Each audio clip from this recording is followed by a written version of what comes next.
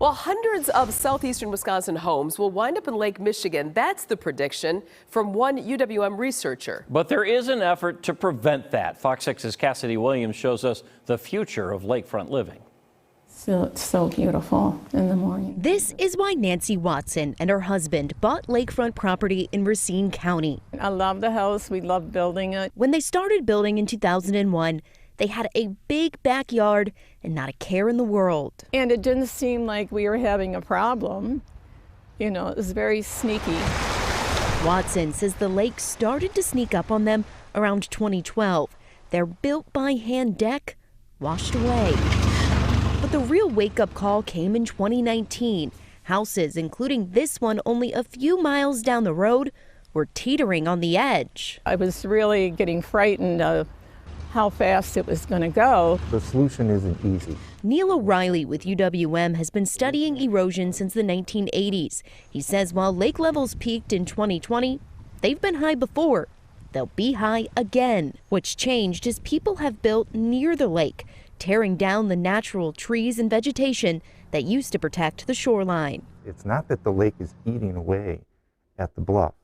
It's that the bluff slumps down into the lake. That means saving the shoreline is up to us. The destiny of this land and whether our community has a nature preserve or not is in the hands of the community. Tom Stolp is the executive director of the Ozaukee Washington Land Trust. The nonprofit is working to preserve 131 acres of lakefront property off Lakeshore Road in Ozaukee County.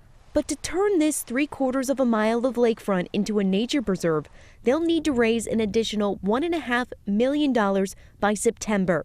If not, a developer could buy the land instead. Keeping development sited in sensible places, not so close to this important natural area, is something that we're supportive of. As for Nancy, she doesn't regret building.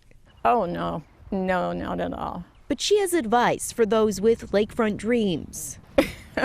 Look up some good excavators and get that fixed right away. In 2020, Watson spent more than $300,000 to embed granite into the clay in front of her property. This is what her backyard looks like now. She feels confident her house will stand for decades to come, but has her home on the market as she looks to downsize. I think it's the burden you take on when you want to put a property on a lakefront, because water will take what it wants unless you do something really important to stop it. She wants people to understand that with great views comes great responsibility. With photojournalist Tim Primo, Cassidy Williams, Fox 6 News. The Ozaukee Washington Land Trust was set to receive a more than $2 million grant to buy the property for that nature reserve. The grant, however, was stopped when a state legislature, a state lawmaker anonymously objected. We'll have more information on that project on fox6now.com.